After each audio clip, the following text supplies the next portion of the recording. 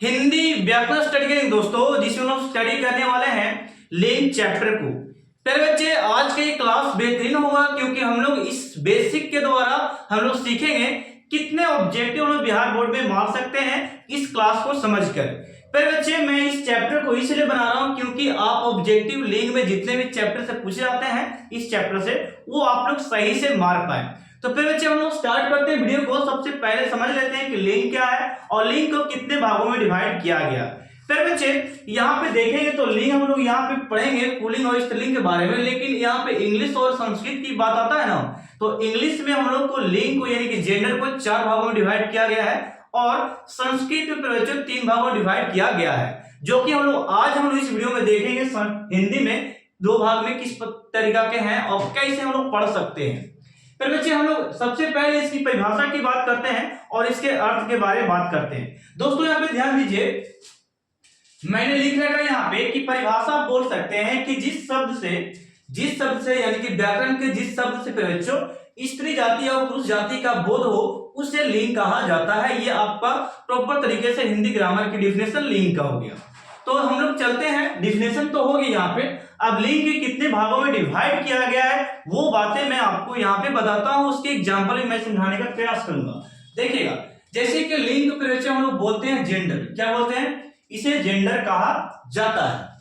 मेरे दोस्तों यहाँ पे देखिएगा, लिंग को हम लोग 2 भागों में, यानी कि सबसे पहले लिंग का हमने क्या बताया, इंग्लिश क्या हो गया, जेंडर हो गया, लेकिन एक्चुअली में देखा जाए ना तो लिंग का यानी कि इसका लिंग का एक्चुअली अर्थ होता है, तो इसका अर्थ होता है एक्चुअली साइन। क्या होता है, साइन। इसे आप चिन्ह भी बोल सकते हैं। क्या बोलेगा, चिन्ह। यानी कि लिंग का अर्थ क्या होता है, चिन्ह यानी कि साइन होता है। अब सवाल यहाँ पे ये उठता है कि आखिर कैसा चिन्ह, कैसा साइन। तो फिर बच्चे इसमें किसी जाति का बोध होगा, जैसे कि पुरुष जाति का और स्त्री जाति का बोध होगा, उसी को हम लोग यहाँ पे क्या बोल रहे हैं, चिन्ह का नाम बोल रहे हैं और साइन की बात कर रहे हैं। जैसे कि यहाँ पे बात करते हैं तो लिंग को हम लोग यहाँ पे पुरुष चिन्ह का भी नाम देते हैं। यहाँ पे मैंने लिख रखा है, इसे हम लोग क्या बोलते हैं, पुरुष चिन्ह का एक भाग है इसका लिंग का और दूसरा भाग इसका है आपका स्त्री चिन्ह है। क्या है, स्त्री चिन्ह, यानी कि पुरुष चिन्ह और क्या हो गया, स्त्री चिन्ह। और बच्चों पुरुष यानी कि यहाँ पे पुरुष चिन्ह को हम लोग पुरुष जाति भी कहते हैं और स्त्री चिन्ह को हम लोग स्त्री जाति भी कहते हैं। तो जिसमें पुरुष जाति का बोध होता है उसे पुरुष जाति कहेंगे, अर्थात हम लोग क्या बोलेंगे, पुरुष चिन्ह का नाम देंगे। और मेरे बच्चों यहाँ पे स्त्री जाति हम लोग जिसमें स्त्री का बोध होता है उसे हम लोग क्या बोलेंगे, स्त्री जाति का नाम देंगे। यहाँ पे देखिएगा, जैसे मैंने लिख रखा है, फॉर एग्जाम्पल में यहाँ पे देख लीजिए, जैसे पुरुष जाति वाले में हम क्या शामिल होगा, लड़का होगा, बॉयज होगा, और यहाँ पे स्त्री जाति में क्या शामिल होगा, तो केवल गर्ल्स होंगी और यहाँ पे लड़कियां होंगी। ठीक है, तो ये था दोनों में डिफरेंसेस यानी कि चिन्ह का मतलब। अब मैं आपको बताता हूं, थोड़ा सा अलग ही मैंने यहाँ पे लिख रखा, जैसे कि पुरुष जाति में हम लोग सबसे पहले इसकी बात करते हैं, तो ये मैंने लड़का यहाँ पे लिख रखा है और ये लड़का जो है ना एक प्रकार का देखा जाता है, तो ये यहाँ पे एक प्रकार का सजीव है। क्या है, सजीव के बच्चे, ये हो गया सजीव। ठीक है, इसी प्रकार यहाँ पे पुरुष जाति में यानी कि पुरुष जाति में मकान भी आता है, लेकिन इसको हम लोग नाम देंगे, यहाँ पे इसको नाम देते हैं, ये आपका निर्जीव हो गया। क्या हो गया, निर्जीव, जिसमें जान नहीं है। ठीक है, तो मकान में जान नहीं है यानी कि सजीव में क्या हो गया, लड़का हो गया, निर्जीव में क्या हो गया, आपका हो गया मकान। इसी प्रकार प्यार की बात करते हैं, यहाँ पे दुख दर्द की बात करते हैं, तो ये जो हमारा दर्शाता है ये डिनोट करता भाव को। ये किसको दर्शाता है, भाव, प्यार भाव, दुख दर्द, ये सब भाव को प्रकट करता है। इसलिए मैंने लिखा ये सब सभी तीनों शब्द पुरुष जाति है, लेकिन ये सजीव को डिनोट कर रहा है, ये निर्जीव को, और ये क्या है आपका भाव को प्रदर्शित करता है। ये पुरुष जाति होते हुए भी ये सजीव है, ये निर्जीव है, ये क्या है, भाव को प्रकट कर रहा है। इसी प्रकार पे बच्चे स्त्री की बात करते हैं, स्त्री जाति की, तो यहाँ पे लड़की में मैंने यहाँ पे लिखा था ये आपका स्त्री जाति यानी कि ये सजीव हो गया, और ये इमारत, ये वाला बच्चों, ये वाला इमारत जो है इसे मैंने बोला इमारत को निर्जीव बोला। आखिर में सर मकान और इमारत में क्या फर्क है, फर्क हम लोग को यही समझना है कि ये पुरुष आपका हो गया क्या, मकान, और स्त्री जाति हो गया आपका इमारत। तो डिफरेंस दोनों में काफी लंबा चौड़ा है पुरुष और स्त्री का।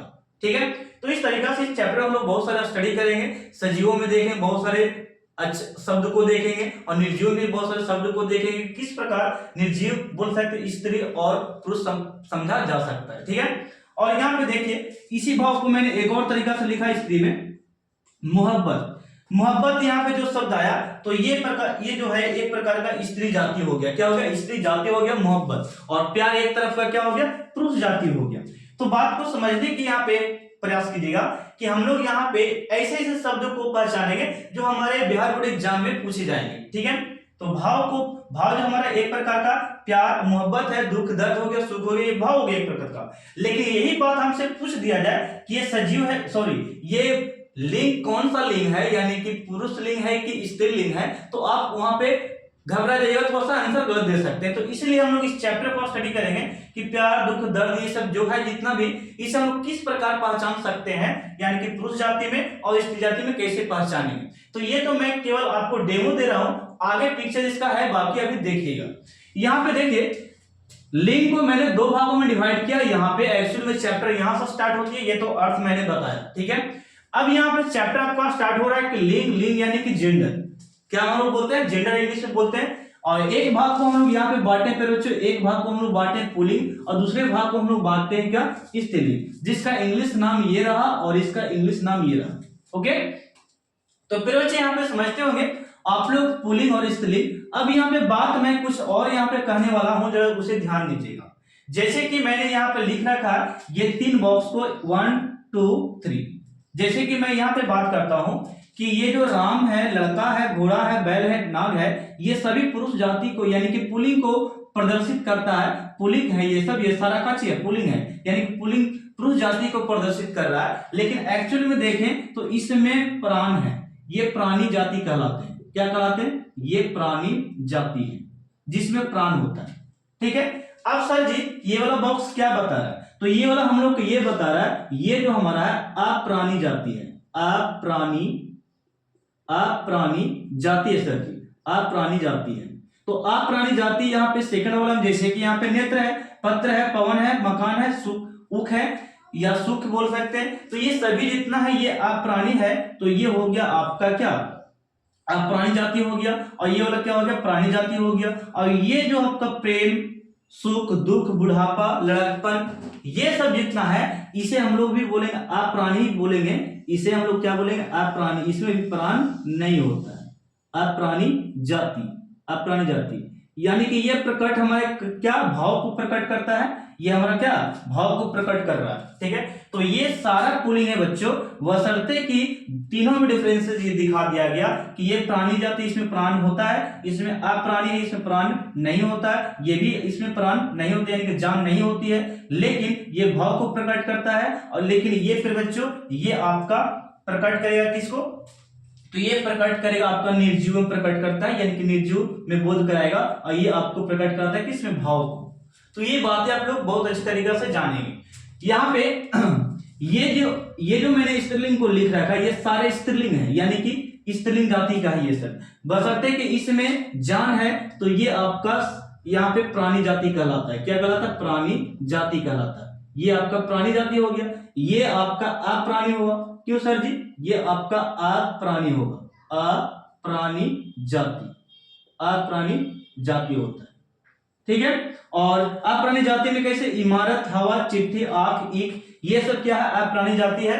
बशर्ते कि यहाँ पर देखा जाए तो इस वाला सेक्शन को हम लोग बोल सकते हैं निर्जीव। क्या बोलेंगे? निर्जीव। ये निर्जीव वाला सेक्शन है, ये आपका भाव प्रकट यानी कि सच्चाई, बनावट, दुख, सजावट ये सब थोड़ा सा भाव प्रकट करने वाले हैं। ठीक है, तो ये हो गया आपको, ये भी अप्राणी है जिसमें जान नहीं है बच्चों, जिसमें जान नहीं, अप्राणी जीव हो गया।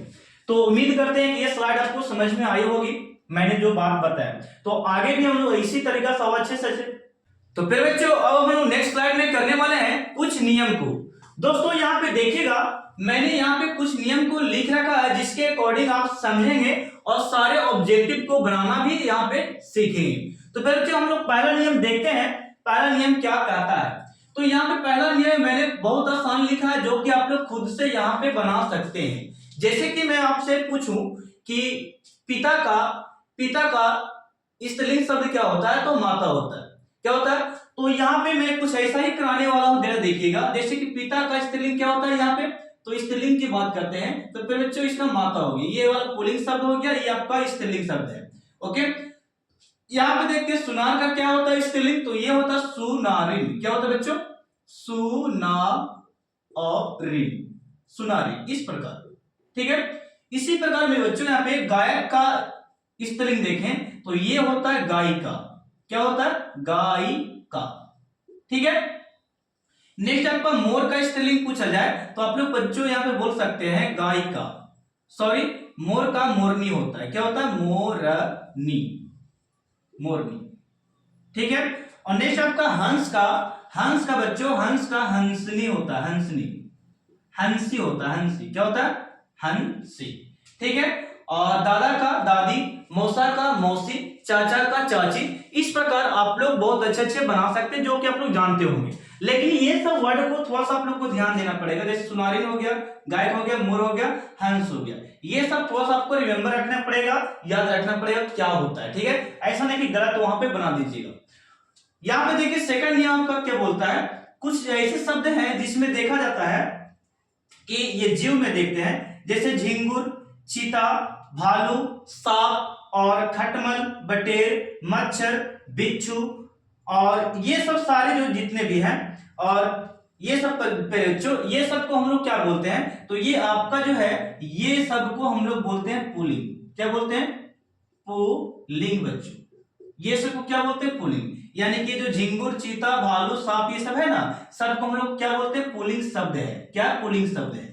ठीक है, और नेक्स्ट में नीचे में जो लिखा है, जैसे कि मादा भालू हो गया, मादा चीता हो गया, मादा मच्छर हो गया, मादा गीदड़ हो गया, मादा सांप हो गया, तो ऐसे ऐसे शब्द जब आएंगे तो वो होंगे आपको स्त्रीलिंग। यानी कि ये वाला शब्द क्या आपका स्त्रीलिंग हो गया, स्त्रीलिंग। ओके, तो पहचान में आ गया, ये सब को क्या बोलेंगे, पुल्लिंग, और ये जब रहेगा तो क्या होगा, स्त्रीलिंग। तो दो नियम आपको कवर मैं बता चुका हूं, यहाँ पे देखिएगा। नेक्स्ट आपका नोट पे मैंने यहाँ पे कुछ लिख रहा था, कुछ इंपोर्टेंट बातें जो है वो मैं बताना चाहता हूँ। यहाँ पे कहता है कुछ जीव ऐसा होता है बच्चों, तो ना वो स्त्रीलिंग में देखा जाता है, ना तो वो पुल्लिंग में देखा जाता है। आखिर में ऐसा क्यों, वो पहचान में नहीं आता है कि पुल्लिंग है कि स्त्रीलिंग। लेकिन फिर बच्चों व्याकरण के अकॉर्डिंग देखा गया है, उसको माना गया है, ऐसे शब्द को स्त्रीलिंग बोल दिया गया है। ठीक है, कि ऐसे शब्द को हम लोग क्या बोलेंगे, स्त्रीलिंग बोलेंगे।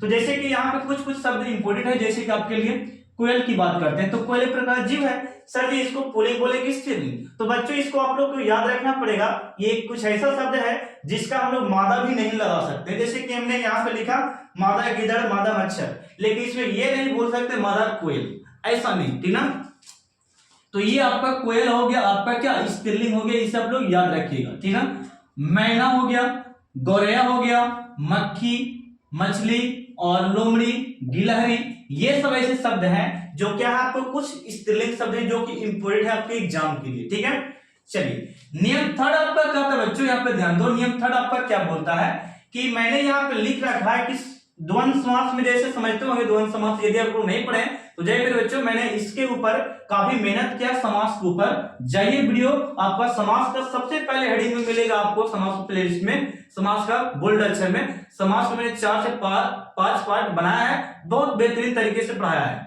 आप लोग जाकर देख सकते हैं वो वाले वीडियो को। तो यहाँ पे द्वंद्व समास जैसे कि मैं एक एग्जांपल देना चाहता हूं, दाल रोटी, ऊंचा नीचा, अमीर गरीब, ये सब जितने शब्द ऐसे आते हैं उसे द्वंद्व समास का नाम दिया जाता है।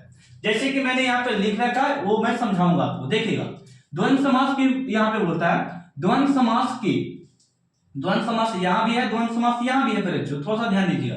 तो द्वंद्व समास के प्राणीवाचक संज्ञा में हम लोग चलते हैं, पहले प्राणीवाचक संज्ञा में। तो प्राणीवाचक संज्ञा में चलते हैं तो कहता है कि प्राणीवाचक संज्ञा जब रहेगा द्वंद्व समास में तो कहता है शुरू या अंतिम वाले के अनुसार, वाले संज्ञा के अनुसार, शुरू कह रहा है कि प्राणीवाचक संज्ञा में शुरू या अंतिम वाले संज्ञा के अनुसार पुल्लिंग होगा। शुरू या अंतिम वाले संज्ञा के अनुसार यानी कि शब्द के अनुसार क्या होगा, पुल्लिंग कहा जाएगा। जैसे कि देखिए यहाँ पे देखा जाए तो माँ एक प्रकार का स्त्रीलिंग हो गया और बाप एक प्रकार क्या हो गया, यहाँ पे पुल्लिंग हो गया। तो ऐसे शब्दों से देखो मैंने इसलिए लिखा शुरू या अंतिम में रहे, शुरू या अंतिम में रहे तो उसे हम लोग यहाँ पे नाम देंगे पुल्लिंग। देखिएगा तो यहाँ पे पुल्लिंग शब्द सेकंड में है यानी कि अंतिम में है, अंतिम में हो गया। तो ई वाला शब्द दोनों को हम लोग बोलेंगे ये आपका हो गया, ये पूरा को हम लोग बोलेंगे ये आपका क्या हो गया, पुल्लिंग हो गया। किसमें गिना जाएगा, पुल्लिंग में। इसी प्रकार भाई इस बार देखिएगा तो भाई एक प्रकार का पुल्लिंग शब्द यहाँ पे है, लेकिन ये शुरू में आ गया है। यहाँ पे शुरू में भी बोला है कि शुरू में आ चाहे अंतिम में आवेगा द्वंद्व समास में, लेकिन तो भी ये पूरा शब्द को हम लोग भाई बहन को क्या बोलेंगे, ये आपका द्वंद्व समास है, लेकिन इसको हम लोग बोलेंगे क्या, इसको हम लोग पुल्लिंग बोलेंगे। क्या बोलेंगे, पुल्लिंग बोलेंगे। इसी प्रकार शिव और पार्वती को देखते हैं यहाँ पे। तो शिव और पार्वती को यहाँ पे देखा जाता है तो शिव एक ऐसा शब्द है जो पुल्लिंग में गिना जाता है, लेकिन पार्वती एक ऐसा शब्द जो आएगा वो स्त्रीलिंग में आएगा। लेकिन फिर बच्चों मैंने यहाँ पे ये लिखा प्राणीवाचक में कुछ ऐसे प्राणीवाचक संज्ञा होंगे जिसके शुरू में या अंतिम में जो शब्द रहेंगे यानी कि संज्ञा रहेंगे, उसके अकॉर्डिंग हम लोग को पहचान लेना है वो जो होगा द्वंद्व समास में उसे पुल्लिंग कहा जाएगा। द्वंद्व समास का नियम ये कहता है कि चाहे पुल्लिंग शुरू में रहे चाहे अंतिम में रहे, तो दोनों को हम लोग यहाँ पे इस शब्द को पुल्लिंग का नाम देंगे। ओके, पुल्लिंग बोलेंगे। राधा कृष्ण, राधा कृष्णा को भी पुल्लिंग बोलेंगे क्यों सर, कृष्णा देखिए यहाँ पे पुल्लिंग है लेकिन ये अंतिम है, कोई बात नहीं, यहाँ रहे चाहे यहाँ रहे कोई बात नहीं, लेकिन ये हमारा दोनों शब्द क्या है, पुल्लिंग है। ऐसी स्थिति में ये प्राणीवाचक है, ओके, यानी कि जिसमें प्राण है। यहाँ पे सीता और राम की बात करते हैं तो ये भी आपका क्या हो गया, पुल्लिंग हो गया। राजा और रानी की बात करते हैं तो ये भी आपका क्या हो गया, पुल्लिंग हो गया। अब हम लोग प्राणीवाचक में चलते हैं तो दो मेथड से हम लोग यहाँ पर स्टडी करेंगे प्राणीवाचक। इस जिसमें तो जान था वो हम लोग देख लिए, प्राणीवाचक को देख लिए, और जिसमें जान नहीं है उसको दो तरह से हम लोग देखेंगे, एक पुल्लिंग में भी देखेंगे उसे स्त्रीलिंग में भी देखेंगे। जैसे कि देखिएगा प्राणीवाचक कहने का मतलब क्या, जिसमें जान नहीं हो। प्राणीवाचक कहने का मतलब क्या हो गया, जिसमें जान नहीं हो, जिसमें जीवन नहीं हो। तो वही बच्चे यहाँ पे ध्यान दो, प्राणीवाचक संज्ञा हम दो तरह से स्टडी करेंगे, एक अंतिम वाले संज्ञा के अनुसार पहचानेंगे और एक आपको अंतिम वाले संज्ञा के अनुसार हम लोग यहाँ पे पहचाने। दो तरीके से, अंतिम वाला संज्ञा हो गया जिसमें पुल्लिंग को हम लोग नाम देने वाले हैं, अंतिम वाला संज्ञा जिसमें हम लोग स्त्रीलिंग का नाम देंगे। ये वाला आपको पुल्लिंग वाला शब्द है। जैसे कि देखिए ये द्वंद्व समास है, चाल चलन, चाल चलन। यहाँ पे सेकंड वाला जो शब्द ये वाला है, ये जो चलन जो शब्द है ये पुल्लिंग है, इसलिए ये दोनों शब्द को हम लोग नाम देंगे पुल्लिंग।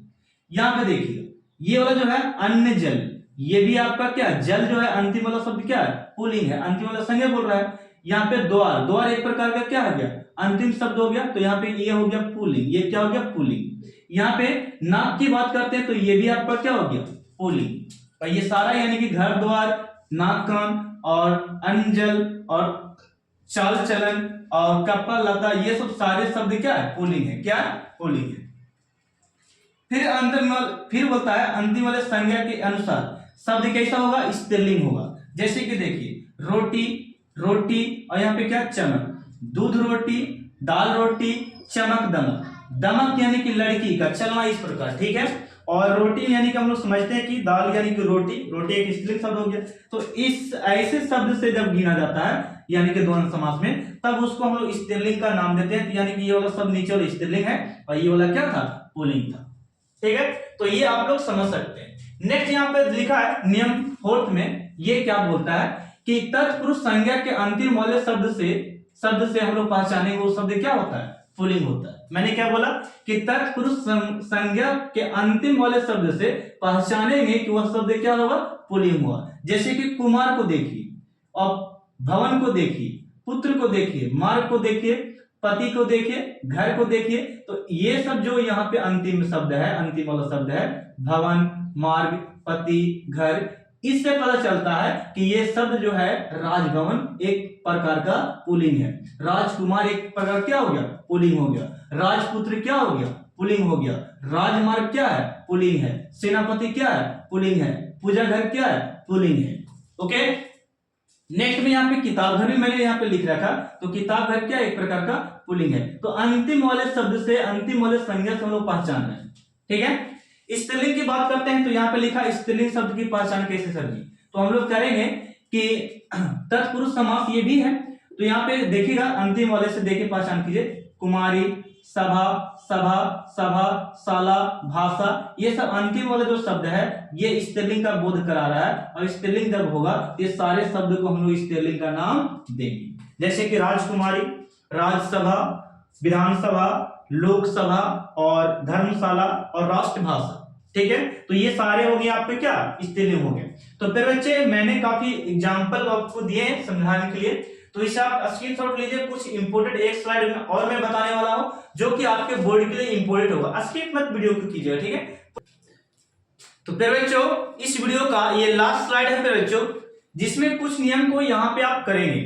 फिर बच्चे यहाँ पे ध्यान देने वाली बात मैं बताने वाला हूँ, ये जो आपको स्लाइड में पढ़ाने वाला हूँ ये काफी इंपोर्टेंट है। ये स्लाइड देखने में छोटा मैंने यहाँ पे लिखा है, लेकिन इसमें सबसे बड़ी बात मैं आपको करने वाला हूँ, जो देखिएगा ध्यान दीजिएगा।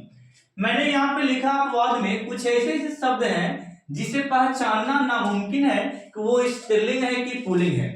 फिर बच्चे कुछ कुछ वर्ड तो आपको याद रखने पड़ेंगे, उसे एक बार देख लेते हैं, उसे एक बार बोल लेते हैं और तो ये याद हो जाता है।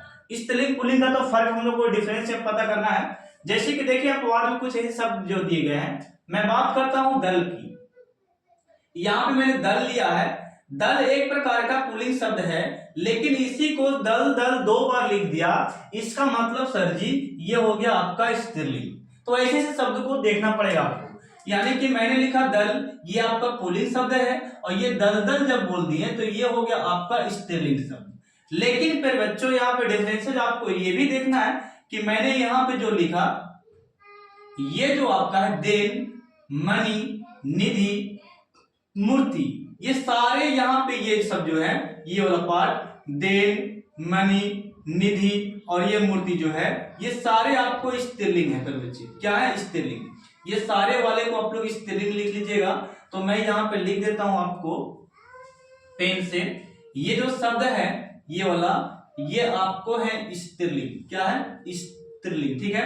ये वाला भी शब्द है फिर बच्चों, ये वाला भी क्या है आपका स्त्रीलिंग, और ये भी आपका क्या है स्त्रीलिंग है फिर बच्चों, और ये वाला भी आपका क्या है स्त्रीलिंग है, ठीक है। ये सारे स्त्रीलिंग है, और ये वाला आपको पुल्लिंग है फिर बच्चे, ये पुल्लिंग है, और ये आपको भी पुल्लिंग यहाँ पे हो गया, और ये भी आपका पुल्लिंग है। क्या फिर बच्चों, ये हो गया आपका पुल्लिंग, ठीक है, और ये भी आपका पुल्लिंग है, ठीक है। तो फिर बच्चों थोड़ा सा ध्यान दो कि देन हमारा स्त्रीलिंग है, देन लेन देन क्या हो गया पुल्लिंग हो गया। मणि हमारा क्या स्त्रीलिंग है, लेकिन नीलमणि क्या हो गया पुल्लिंग हो गया। यहाँ पे निधि की बात करते हैं तो स्त्रीलिंग है, लेकिन निर्निधि और जल निधि और क्षीर निधि की बात करते हैं तो ये शब्द पुल्लिंग है। यहाँ पे मूर्ति की बात करते हैं तो ये स्त्रीलिंग है, और त्रिमूर्ति की बात किया जाए तो ये हमारा पुल्लिंग शब्द हो गया। तो ये आप लोग थोड़ा सा इंपोर्टेंट याद रखिएगा, ये वीवीआई है आपके लिए एग्जाम के बोर्ड के लिए, ठीक ना, इसे याद रखिएगा। यहाँ पे नेक्स्ट में बात मैं बताने जा रहा हूँ जो 5वां जो नियम है, ये नियम 5 आपका जो है मोस्ट इंपोर्टेंट है बच्चों, क्योंकि इसमें मैंने कुछ ऐसी बातों को लिख रखा, जैसे कि मैंने एक शब्द लिखा यहाँ पे हार। ये हार एक ऐसा शब्द है जिसे आप बोल सकते हैं एक तरह से ये पुल्लिंग भी है और एक तरह से स्त्रीलिंग है। तो सर ऐसा क्यों? देखिए बच्चों, ये शब्द को प्रयोग करके सेंटेंस में देखा जाता है तो यहाँ पे एक तरफ से पुल्लिंग दिखा रहा है, एक तरफ से स्त्रीलिंग देखा जा रहा है। कैसे सर जी? हार का अर्थ मैंने लिखा माला है, हार मतलब पहनाने वाला, पहना यानी कि पहनाने वाला, ठीक है। तो हार मतलब पहनाने यानी कि माला हो गया। एक हार का मतलब होता है युद्ध क्षेत्र में हारने जीतने की बात होता है, वहां पर भी हार होता है। और यहाँ पे माला वाला बोल सकते, किसी को पहनाने की बात करें तो वहां पर भी माला का नाम होता है। यानी कि हार दो तरह से, हार बोली पहनाने वाला या हार वो बोली जो युद्ध के क्षेत्र में प्रयोग किया जाता है। तो वही मैं बात बोल रहा हूं, हार का अर्थ एक तरफ से माला भी निकलता है, हार का अर्थ एक तरफ से पराजय भी निकलता है। तो अब यहाँ पे बात यहाँ पे पकड़ में आती है कि सर माला जो शब्द है वो पुल्लिंग है और पराजय जो शब्द है वो स्त्रीलिंग है। कैसे? तो देखिएगा, जैसे कि यह मेरा हार है, जब सेंटेंस को सुनकर देखिएगा, यह मेरा हार है यानी कि मेरा मतलब लड़का, मेरा मतलब लड़का, यह मेरा हार है, यह मेरा माला है, यह मेरा माला है, इसका मतलब ये कहला गया क्या? पुल्लिंग। यह मेरा माला है, इसका मतलब क्या कहला गया? पुल्लिंग। कोई ऐसे किसी को बोलते ऐसे नहीं देखे हो कि यह मेरी माला है, ऐसे नहीं, ऐसे कोई नहीं बोलता। यह मेरा माला है, यह क्या है? मेरा माला है। तो इस शब्द से पता चलता है, सेंटेंस से पता चलता है कि ये जो माला यहाँ पे दिखा रहा है एक प्रकार का पुल्लिंग शब्द है। इस प्रकार जब ये पुल्लिंग है तो हार भी यहाँ पे पुल्लिंग होना चाहिए, तो पुल्लिंग भी क्या हो गया? हार भी पुल्लिंग है। अब यहाँ पे इसको मैं समझाता हूँ। अब कोई व्यक्ति हार गया युद्ध के क्षेत्र में, दूसरा व्यक्ति बोल रहा है कि आपकी पराजय हुई, आपकी हार हुई, आपकी पराजय हुई, आपकी हार हुई। इसका मतलब ये यहाँ पे निकल रहा है हार हुई यानी कि स्त्रीलिंग का बोध करा रहा। किसका? स्त्रीलिंग का बोध करा रहा। आपकी हार हुई, आपकी पराजय हुई। तो यानी कि पराजय मतलब तो हम लोग समझते सर जी का होता है, हार होता है, आपकी हार हुई। तो देखिएगा एक तरफ से पराजय स्त्रीलिंग है, जब ये स्त्रीलिंग है तो देखिएगा पराजय का अर्थ हम लोग निकाले थे, हार का अर्थ पराजय निकाले थे, जब ये स्त्रीलिंग बन गया पराजय तो ये भी तो स्त्रीलिंग हो गया। इसलिए बच्चों यहाँ पे ध्यान दिया जाता है कि कुछ कुछ शब्द इतने इंपोर्टेंट हैं जो कि आपके बिहार बोर्ड में आएंगे, उससे आप लोग को सही से लगाना ऑब्जेक्टिव को पुल्लिंग है कि स्त्रीलिंग, सेंटेंस आपको पता करना पड़ेगा। मैं एक बात और यहाँ पे दिखा देना चाहता हूं, देखिए पर बच्चों ये वाला शब्द को केयर करके थोड़ा सा देख लीजिए, ये मैं आपको दिखा दे रहा हूं, ये पेज, ये सारा आप लोग स्क्रीनशॉट ले लीजिएगा, ठीक है, हो गया। और ये वाला पेज को भी देखिएगा, थोड़ा सा यहाँ पे दिया गया, इसको भी ले लीजिएगा स्क्रीनशॉट, हो गया। तो इतना आप लोग कर लीजिएगा, ये सारा डिफरेंशियल है बच्चों, इसी का मैंने दिया है। और मैं बात यहाँ पे एक बात और समझाना चाहता हूं। देखिए एक शब्द मैंने लिया आसामी, आसामी का दो अर्थ निकलता है। आसामी जो शब्द है एक तरफ से देखा जाए तो ये आपका क्या है, पुल्लिंग भी है, और एक तरफ से ये वाला क्या है, स्त्रीलिंग भी। ये पुल्लिंग भी है बच्चों और ये आपका स्त्रीलिंग भी है, यानी कि दोनों है, पुल्लिंग भी है और स्त्रीलिंग है बच्चों। तो आप थोड़ा सा ध्यान दीजिए, सर जी इससे पुल्लिंग और स्त्रीलिंग दोनों बोल रहे हैं आखिर में क्यों? तो देखिएगा आसामी का मतलब होता है रैयत, आसामी का अर्थ होता है देनदार, दो अर्थ होता है। आसामी का अर्थ क्या होता है, रैयत होता है या क्या होता है, देनदार। और ये दोनों शब्द किसके लिए प्रयोग किए जाते हैं, तो पुल्लिंग के लिए प्रयोग किए जाते हैं। यहाँ पे नेक्स्ट बात कि आसामी का अर्थ नौकरी भी होता है, यानी कि नौकरानी जिसको बोलते हैं, लेकिन इसका जो अर्थ निकलता है ये क्या है, स्त्रीलिंग है। क्या है, स्त्रीलिंग। क्या बच्चों, क्या हो गया, स्त्रीलिंग ये हो गया।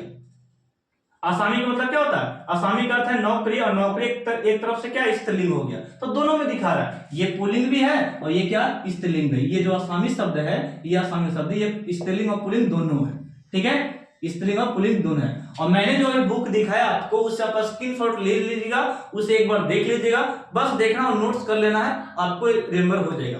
तो ये फिनिश यहाँ पे हो गया आपका, ये जो नॉर्मल विधि था, मेथड था, नियम था लिंग पहचानने का, मैंने यहाँ पे फिनिश कर दिया। अब सेकंड पार्ट जो आएगा वो भी बड़ा भयानक होने वाला है, और समझिए कि उसमें से बहुत सारे ऑब्जेक्टिव टकराने के चांसेस हैं। तो मिलते हैं नेक्स्ट पार्ट में, और वो वीडियो आपका फिनिश होगा इस चैप्टर का। तो अब तब तक के लिए आप लोग क्या कीजिए, इस वीडियो के ऊपर बच्चे प्यारा सा आप लोग क्या कीजिए, लाइक दीजिए और कमेंट भी कीजिए पर बच्चों कि वीडियो आप लोगों को कैसा लगता है, आप लोग की राय थोड़ा सा है कमेंट। और एक बात और कीजिएगा, WhatsApp group, Facebook group, Insta group सभी पे क्या कीजिए आप लोग शेयर कीजिएगा, ठीक है बच्चों, सभी मिलकर शेयर करेंगे व्हाट्सएप ग्रुप में, ठीक ना, शेयर करेंगे। और इंस्टा पर भी जितने बच्चे जुड़े होंगे, इंस्टाग्राम, ठीक है, इस पे भी और फेसबुक पे भी, ये सारे वेबसाइट पे आप लोग क्या करेंगे, इसको शेयर करेंगे सारे वीडियो को, ठीक है। तो उम्मीद है कि आप लोग ये काम करेंगे बच्चों। तो मिलते हैं